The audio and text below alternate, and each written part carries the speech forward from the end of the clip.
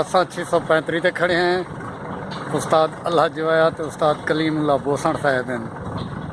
light ले pin fog light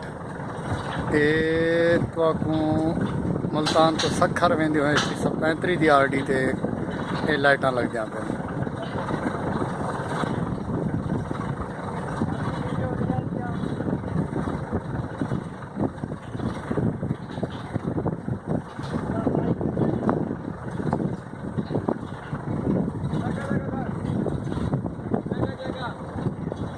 कद खड़ रहे हैं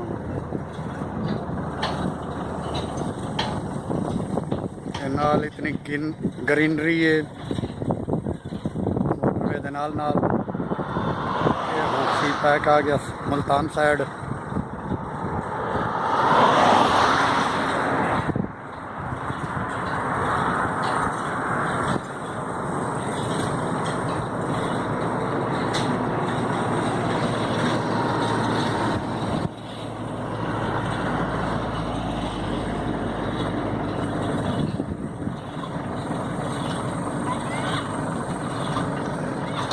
ये जो टावर नज़र आता पे ये उत्ते स्पीड कैमरे लगे हुए हैं 634